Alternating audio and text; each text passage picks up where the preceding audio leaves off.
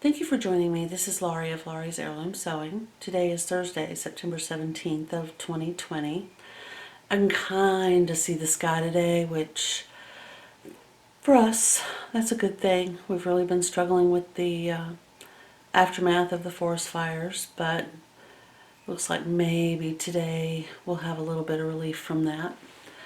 So you might be wondering, why does she have that sewing sample book out?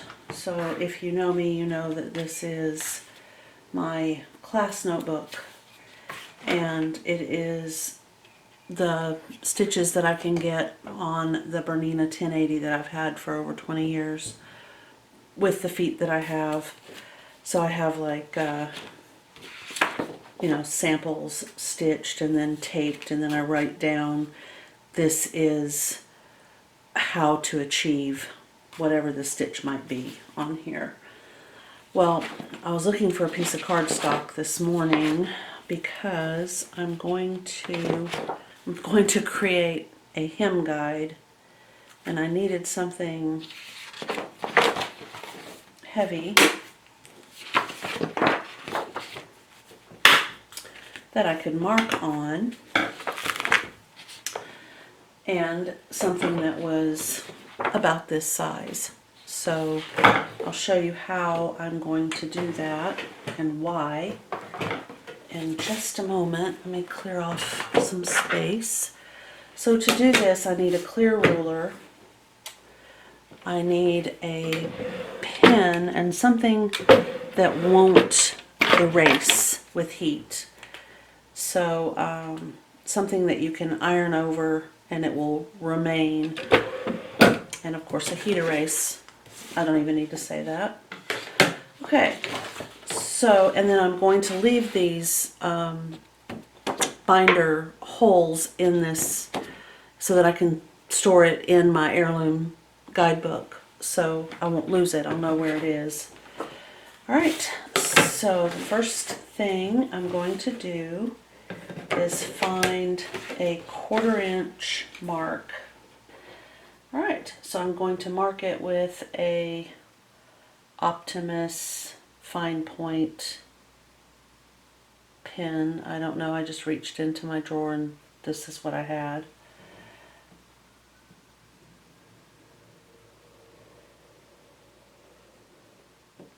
Okay, now I'm going to pick up this ruler, give that a minute to dry. While I'm doing that, I'm going to look at this, see what, it doesn't say what kind of pen. It could be one of those that you get in the mail. They send you stuff. Okay, so now I'm going to slide this out to the 1/2 inch mark.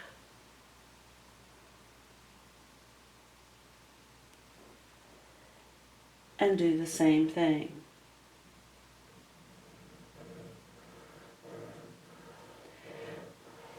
I have seen some, and you may want to do this yourself, but I've seen some where they use different shades of ink. So the 1/4 inch would be blue, 1/2 inch would be red, 3/4 would be purple, 1 would be, black. So that's personal choice. Right now I'm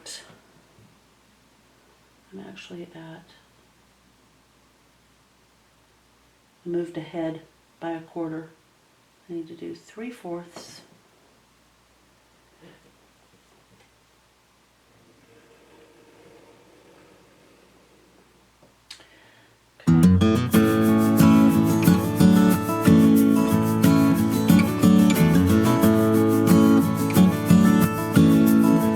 Okay. So now I'll go ahead and do this, but it's not really necessary. So I know that this first area is 1/4. Oh, you're not even in. Remember the discussion yesterday where I was talking about how I really wish I had an overhead camera? This is one of those times. Okay, so this is 1/2. This is 3/4. 3/4, and this is 1. Okay, right there.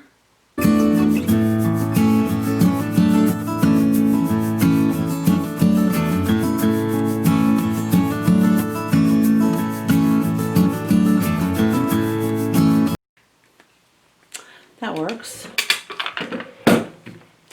So why did I do that, you may ask? Well, I am going to I decided, because I know that I can go back and get more of this if I choose to do so. This is that fabric that I purchased at Joann over the weekend, a week ago. What I'm planning to do with this, I mean, I've had, a whole lot of ideas, but it occurred to me that it would be fun to make table napkins, because I use cloth napkins in the dining room without fail. And I like this size. If this were my napkin right here, this elongated rectangle, I've seen them in various stores. I just haven't purchased any because I sew, and I kept thinking, why don't I just make them? Alright, so when I come back, I will have cut off the selvage edges. I will have cut these into this shape, so I'll have 4 of these and 4 of this, and I'm going to use this hem guide to create a mitered edge hem on all 8 of these napkins. The reason I'm making 8, obviously I have enough fabric to make 8. I could put them on the table, fold them up in like this, all, not just one obviously, but have like all 8 just kind of done up like this.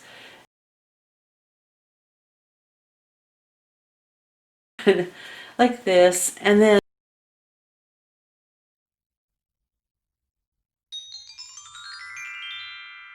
our guests could choose their napkin. They could just pull out whichever napkin they wanted to have. Because decorating my table is like one of my favorite things to do, and the napkins are kind of a big part of it. If you follow me, if you're subscribed, you probably are aware that I did make a tablecloth recently. All right, I'll be back in just a minute. Using our new hem guide, we're going to fold in all the way over to a 1/2 inch. So get that right along the second mark you made on your hem guide.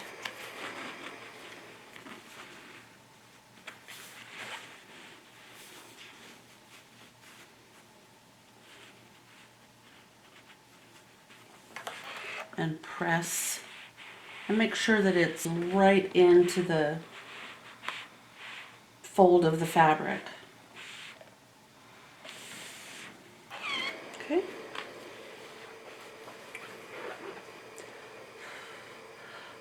Let that cool off.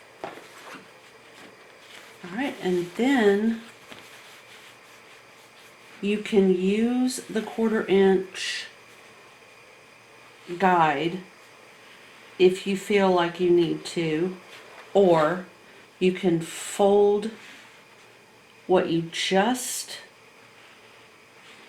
folded down and pressed right up to that fold line. It's the same thing.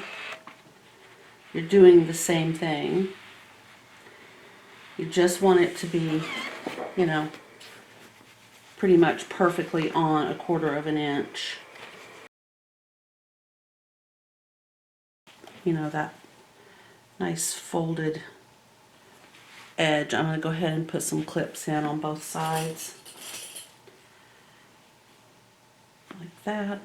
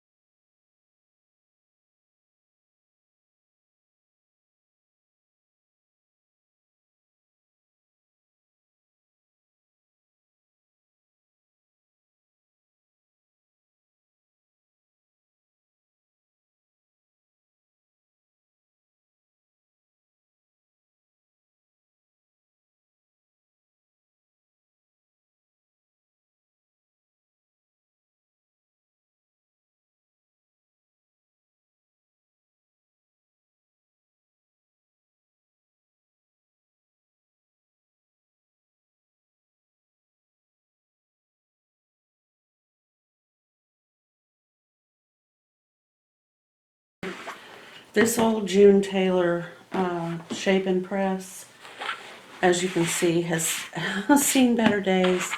I used to have it in my shop in Kansas, and my customers would borrow it if they needed to come in and, you know, shape out a little bishop or a collar. The situation with mitered corners is that for every size up that you go, what you need to do will change. So the area that you're going to cut will change, the area that you're going to fold will change, and there is a way to figure out where you will need to cut, where you will need to fold, and you will probably only have to do it for that particular project. You'll only have to do it once to figure out, you know, where you're supposed to be trimming and cutting and whatnot. I'm using glass head pins. I'm going to pin down this napkin because I don't know if you've ever noticed this, but when you're working with a 1/4 inch and a 1/4 inch hem, which is fairly small, it especially with a cotton fabric, it tends to not want, it wants to just kind of bloom back out. Like, I'm not gonna stay folded. So I'm using these glass head pins, and I'm just kind of gonna put them in sideways so that the head is toward the main body of the fabric, like so.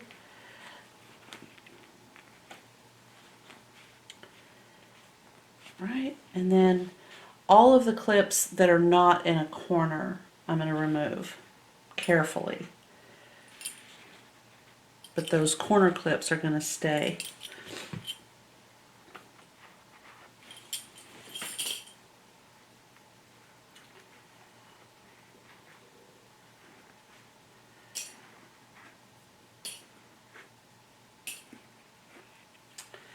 All right, so we're mostly all okay. And I'm just going to, because fortunately with glass head pins I can do this. Now I'm not touching those plastic clips. Okay. These I did not touch, just the glass head pins.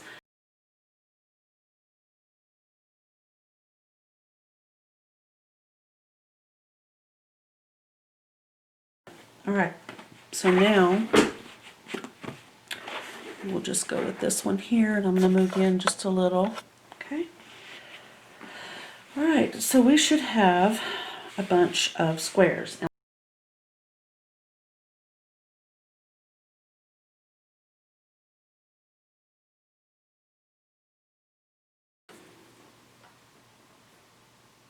Okay. So the number one that you need to remember is this right here. This basically triangle. And I need to stay in those lines. Okay. So when you get to that point, if you fold this part down to this line right here, so this intersecting line right here, I think you can see that right there. Okay. If you fold this down like so, and then fold in your 1/4 inch and fold in your 1/4 inch. Ooh, all these threads. You can manipulate your corner into a mitered corner. The main thing you want to try to remember, oh, this is heavy and not letting me pull, okay, with that mitered corner is it's just as important for this piece right here, let me get that pinned down, to be pretty.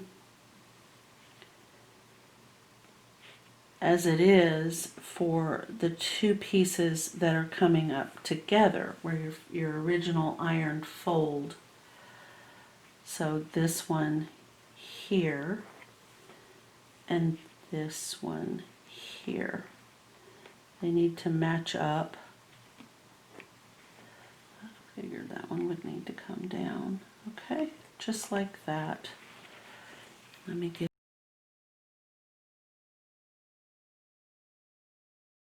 you where you can see what I'm talking about.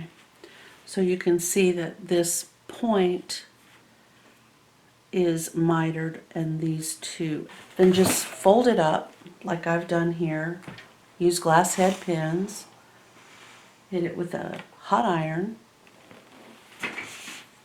Let it cool. And once you've removed the pins, you will have an idea of where this piece of fabric right here that's underneath, where you will need to cut it. Because obviously this needs to come out. And then it'll just become, that's the piece that you're going to be removing all the way around on all of the napkins, all four sides.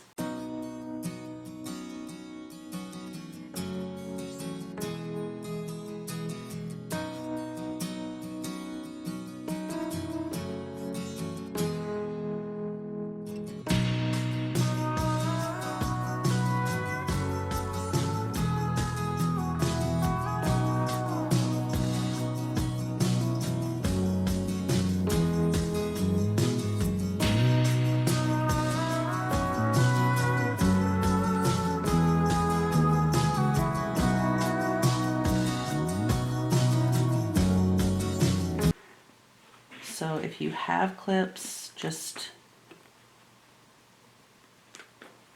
just clip that down. I don't think it's as necessary with a full inch of fabric folded under with the 1/2 inch and then the other 1/2 inch. For some reason, extra fabric tends to make it want to stay, and less fabric is more fighty.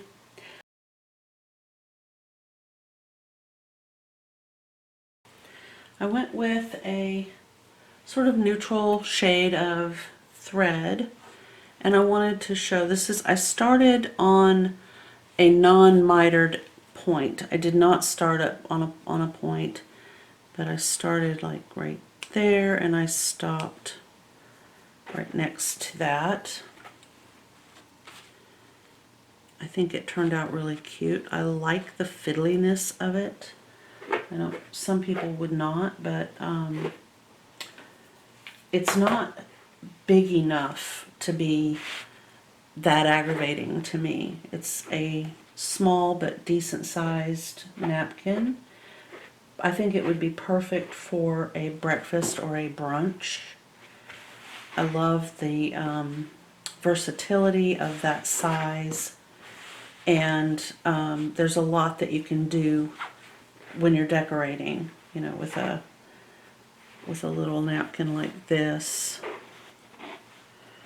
I'm already trying to figure out how to make some little pumpkin napkin rings to put these on the plates. I think that would just be adorable. My thoughts are, in fact, about those little pumpkins. I've had like one more idea that I want to share with you. I'm going to continue working on the napkins, but I'm not going to bring you on that journey with me because it would take a long time. As you can see, I mean, it is quite fiddly, but I will show you all of them when they are finished. And also the, and don't forget this little original I started out with, absolutely spaced the fact that it's not a full 1 inch hem or folded under area, but I treated it that way. So I cut off twice as much as I should have under the circumstances. So I'm trying to decide. I mean, I can go ahead and finish up the 3 napkins that I have left. So I've got 1, 2, 3, and then make this one be a little smaller, or I can just go get more fabric and use this for something else, which I'm a little tempted to do. But I wanted to show you an idea that I had for napkin rings, or at the very least table decorations. So hold on just a moment.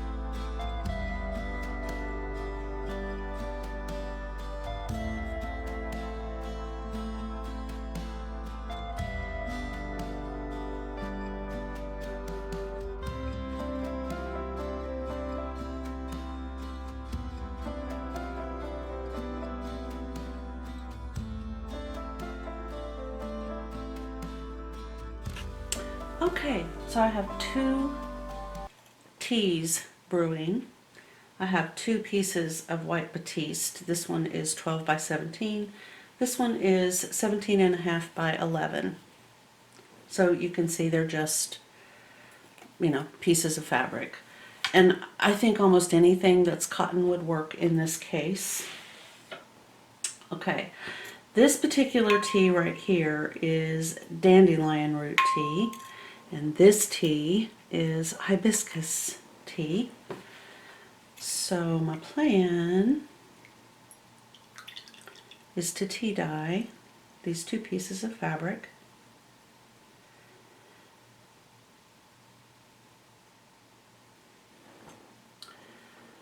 So this one is the 17 by 12.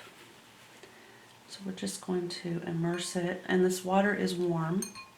I do not have vinegar or salt in this water.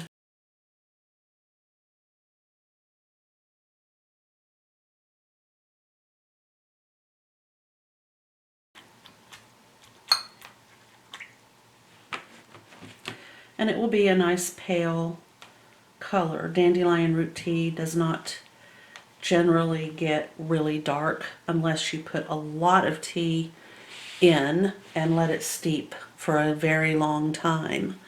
But I don't do that because when I drink it, I don't want it, super strong. So, okay, and then this is just straight hibiscus. Again, I don't have any other products or things in here. No vinegar, no salt. Hibiscus tea almost instantly develops color, so you can almost use it just the second that you brew if you're using it as a dye.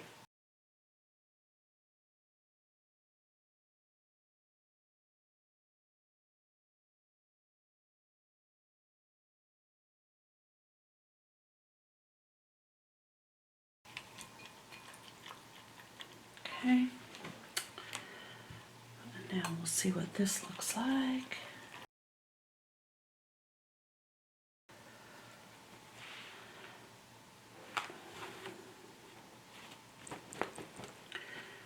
Alright, so we've got, it just kind of took the edge off of the white. It's kind of almost a peachy ecru color. My plan is to not remove the wrinkles, so I'm not going to press it.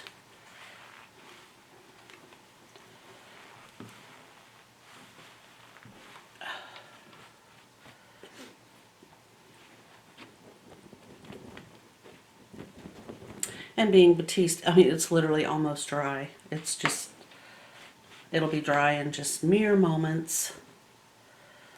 So there's that.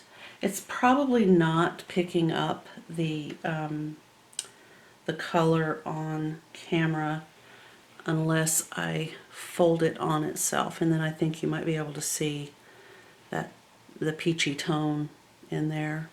And if you want a deeper tea color, of course black tea will give you a very rich peach color. Coffee will give you a more of an ecru, more of a beige based color. I'm just going to let this hang out like so.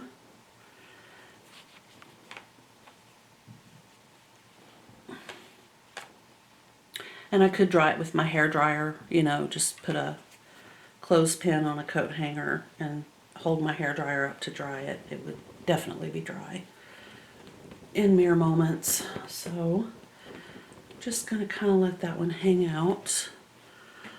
Okay, and then this right here is probably about as deep pink as I want for a cute little pumpkin. But my plan is to bring down the pink just a wee bit, but I wanted you to see it. I don't know if you've ever used hibiscus to dye white batiste or broadcloth, but isn't that beautiful?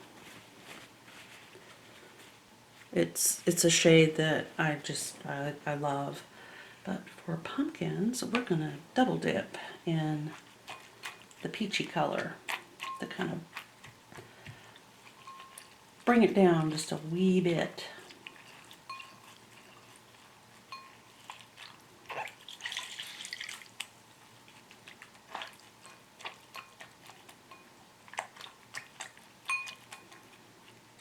And I actually think that there is a pumpkin out there. Like you can buy seeds to plant a pumpkin that is more in line with this color. Let's see if I can get that to show up. It's a pinky white. Here, how about that? Maybe that'll show it up a little bit. Okay.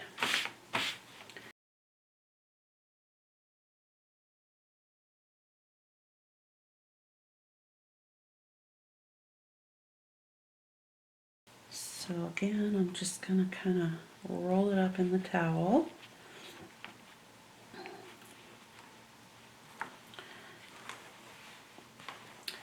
And like most things that end up super saturated in color, when it dries, it will become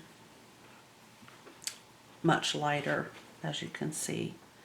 Now, if you wanted to add a little bit more of that peachy or ecru color, you could certainly just take it back and dip it in a coffee or a darker tea like black tea. I'm leaving mine pink. Okay, so when these are dry, which shouldn't be too long from now, I'm going to come back and we're going to make some pumpkin decorations. So here's a couple of things that I wanted to talk about. Number one, you will notice that this is folded this way. After it dried, I decided to go ahead and do that because I wanted to see in pumpkin shaping, which we'll be doing soon. I mean, pumpkins have those little lines in them, so I thought, well, I'll press a few lines in there. It can still have its little wrinkles and all will be good. This is a coffee dye. I want to deepen the color of the dandelion root tea dyed piece. So I had a little bit of coffee left in my coffee cup from this morning. I added some hot water to that, put it in this bowl, and we're just going to deepen up the color with a little bit of an ecru shade. It smells so good in here. It's a mixture of dandelion root tea, hibiscus tea, which has a very sweet smell just naturally, and then my coffee, which I don't take sugar, so it was quite simple to just add that to some water. And I drink a medium brew, you know, all the colors. It's not a dark roast, it's not a breakfast blend, it's medium, whatever the heck that is. So, okay. Gonna let that sit for a few, deepen up. It's turning that lovely shade. When you do a tea and a coffee dye, often the peachy tones of the tea will come through. And when I say that, I mean on the same piece of fabric. So you've already done the tea dye, or you've already done the coffee, and now you're going back and doing the other. You'll get some of those peachy tones from the tea that you couldn't see before, and they'll kind of come through. What's funny is I had both of these prior to doing this. I had the hibiscus in my hand, and I also had this one in my hand when they were still wet. And this one got a little tiny bit of pink. Let's see if it stayed in there. It was right at the very top. It might have rinsed out. But I was kind of surprised that it transferred color like that. Let's see. Oh, there it is. You can't really see it, but it's right here, this little spot. Anyway, so we've now deepened up this color a little. I think I'm going to let it just kind of hang out for a little while. I'm looking for a specific color, and I want that to kind of sit there and chill for a little while. So what's to say we can't work on this one while that one's hanging out. So it's dry and it has these lines. I just did an accordion fold like so, very loose. I didn't even measure, I just kind of gathered it up, la la la la la, and then I hit it with the iron just like real fast. I let it sit. I didn't touch it, move it, do anything to it for about 20 minutes. And it seems to have held, for the most part, some of those lines. Okay, so the next thing that I will be doing is I'm going to line the inside of each with just a piece of the white.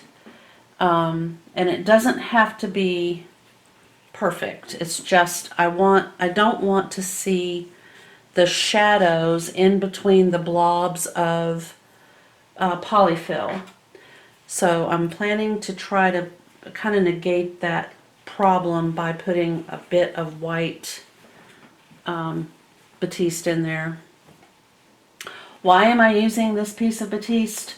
Because I don't think I would use it for anything else. It wasn't big enough for anything other than maybe a baby thing, and I don't have any babies to sew for, so I will just use this in either crafting or sometimes if I need like a little bit of stability behind something else, I'll use a little bit of batiste. It's a nice solid stabilizer. Okay. I'm just kind of chopping. I'm not really, paying much attention. All right, I've returned. So here's what I have. I've got my fabric right here for my little pink pumpkin. And it has been pressed with the liner that I'm going to be using. Now I may decide to do 2 pumpkins out of this because I don't really want a tall pink pumpkin, which would be kind of, you could do a tall pink pumpkin, but I don't really want to do a tall pink pumpkin. I want to keep saying tall pink pumpkin though. Okay, so here is what I am going to do. I think I'm going to cut this in half and then roll it that way, yes. And I'm not measuring, so I'm just going to kind of eyeball about half, just right here. Okay, now I need a needle and thread. I've trimmed out the seam. I had to repress the little lines that I for some reason have to have. Now I'm going to turn these right side out, she said. Okay, so there we go. And now the next step is to hand stitch a big basting stitch around the bottom, or what would be the bottom of your pumpkin. And frankly, it doesn't have to be the bottom. So if you've done some embroidery, which I think would be adorable, by the way, and I may save this one to do a little bit of hand embroidery on, just because I think it would be so cute to have, you know, something put on there. You're going to need double thread because it's a basting stitch that you're going to be pulling up to tie a knot with. So go ahead and use 2 strands of decent, good, strong thread. I wouldn't use a 50 weight. And then just, you know, put the knot on the inside, and then just, you know, do this where you're just going back and forth like this with your needle.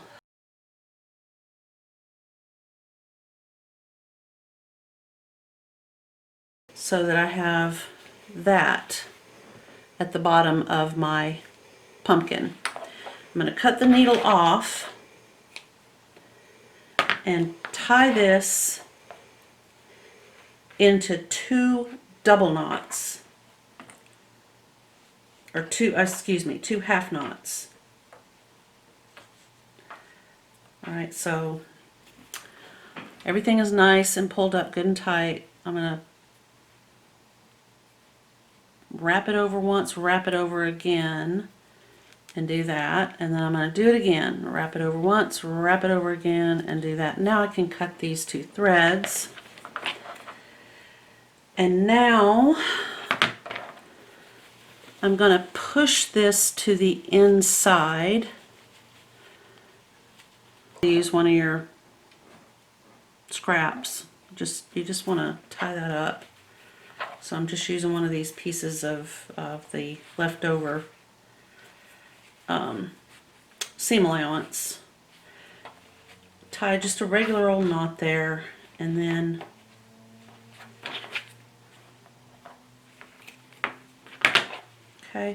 then turn it back this way. Okay, like that. And push that little ball that you've made down in the bottom, kind of push it down. That just gives a little bit of weight to the bottom part of the pumpkin. I don't know if you can see that.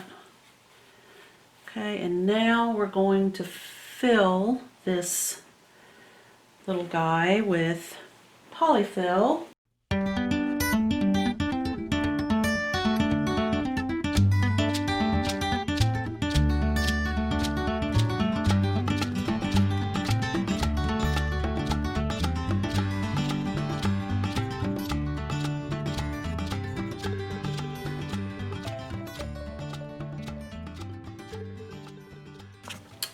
Well, I just noticed that my memory card filled up, so I don't know where we were in the process. What I'm doing, it couldn't have been too much time, but anyway, we're going to tie off the top. How funny. There we go. We're going to tie off the top of the pumpkin this time. So there's that. And I'm going to just go ahead and do a double half knot like I did on the bottom part. But of course this one we're not going to be making a little ball for it to rest on. Just need to make sure that that's down in there. We don't want to break the thread, but it should be fairly tight. Oh, I know what I was talking about, was If you're using a fine product like sand or lavender seeds or something that could fall out of this down, you know, on the top part of the pumpkin, then you probably want to do a much bigger stitch than I did. But at the same time, you need to make sure that you leave a small opening, because we will be making a stem and we will be poking it down in there and gluing it. So don't completely close that up right there. You want to have a little bit of an opening. Sorry about Bama, the UPS truck has stopped in front of our house, so he's protecting me from what evil may fall. Okay, so this pumpkin is going to be a little bit of a tall, but not too tall pumpkin. Now, to get that adorable pumpkin shape that we all like, I'm going to use some DMC number 5 Ecru Pearl Cotton. It's a heavier than an 8, and you need, I don't know, more than, I would say just, you know, kind of guess, like you do when you're wrapping a package. And we're going to start at the top, midway, like so, and go around the bottom and then twist across that bottom. And you can adjust this after you get it put on, but you know, we're trying to do it like so. Bring it up around to the top.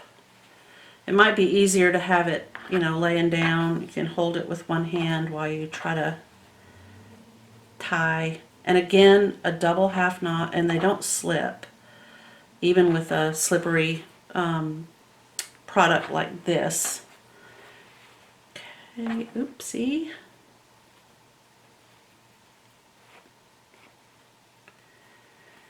And I want the knot kind of on the top part. I'm going to be hiding it. There we go.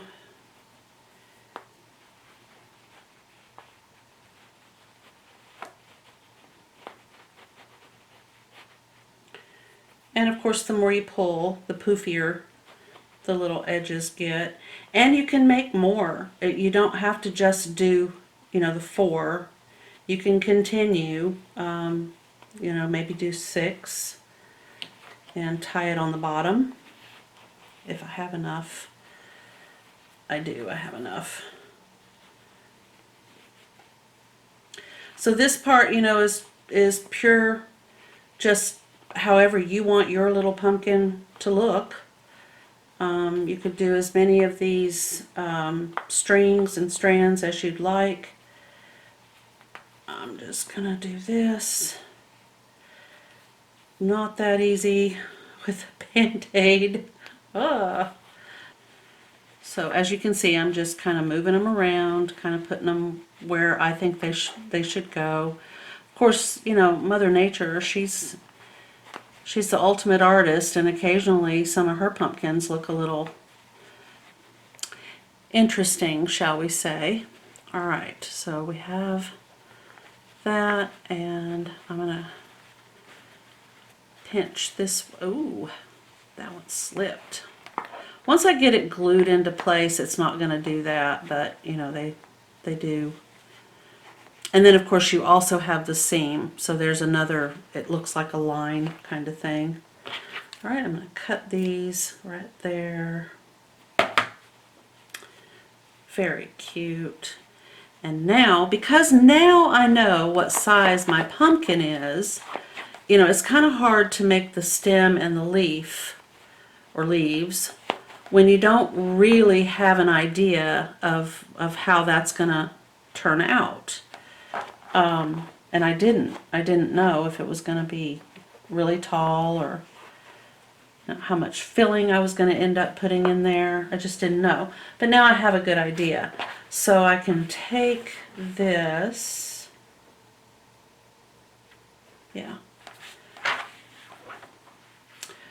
or folded it this way. So now I can just push the end like so. And I'm going to put some polyfill in here.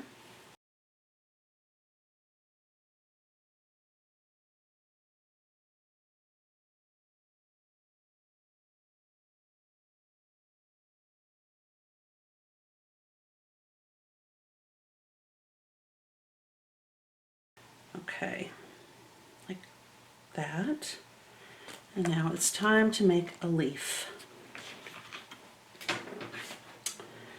And the leaf, you can actually use either a piece of fabric or some quilt batting, which I plan to do. I'm going to just cut a piece of this, and I might make the leaf a darker green for contrast. I'm going to draw a leaf design on the outside.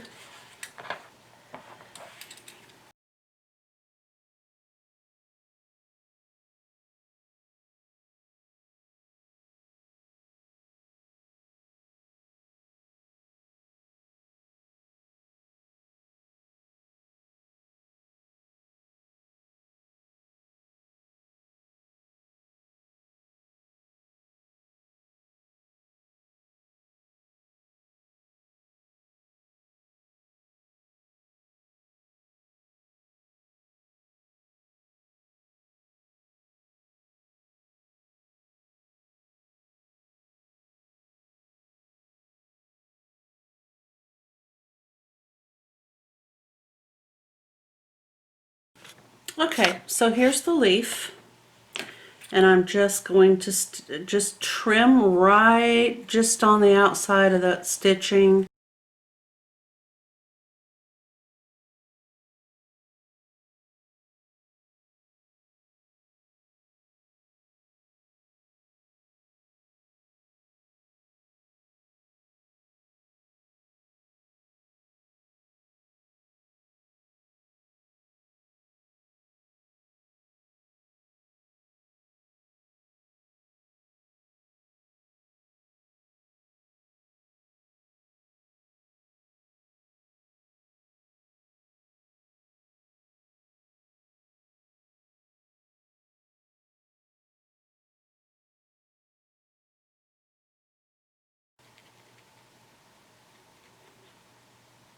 And again, if you have raffia or some green ribbon or even just green fabric, you know, you could take little pieces of this and tie around. You know how pumpkins have those little curly Q-y kind of things? So let's just pretend that we're doing that with this. I probably will anyway. I love both of the colors of this Santee blender leaf, and so either one can show and it doesn't bother me. I love both of them. So there we have our cute little pink pumpkin. Oh, our cute little pink pumpkin. The leaf is kind of, you know, you can fold it and bend it however you want. So I'm going to put that on my dining room table, and it will be joined by the others.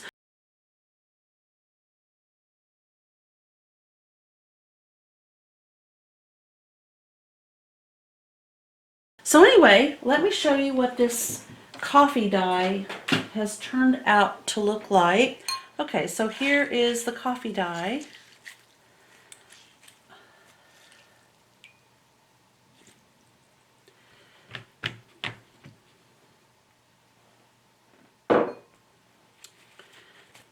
And it is the perfect color. This is what I was looking for. Yep. Let me twist it out.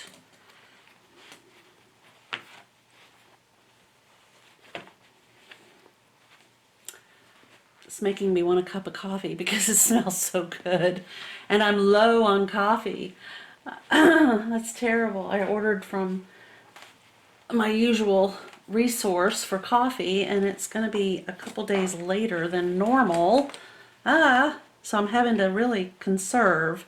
I think I'll manage. I have to tell myself that's really a minor problem in light of all the things that we have going on in 2020. I think I'll survive if I'm a day or two without coffee. My goodness. There is something wrong with me if I can't make it. That's all I'm going to say. Okay. I have definitely gotten all the liquid out of this I can manage. And look at that beautiful peachy ecru-y color. I hope that you can see. Now when I line it with the white, you definitely will be able to tell, just like you could with the pink, that there's a, here we'll just try that now. Isn't that beautiful? I don't know if it's showing up or not. I have such a hard time telling. You can kind of see the difference between what I coffee dyed and tea dyed and the white. So here's the white up here, and here's what's been altered, which I think it's going to be a beautiful addition to the table. I think it will look good with my tablecloth and the napkins. Thank you again, and I will see you in the next video. Bye.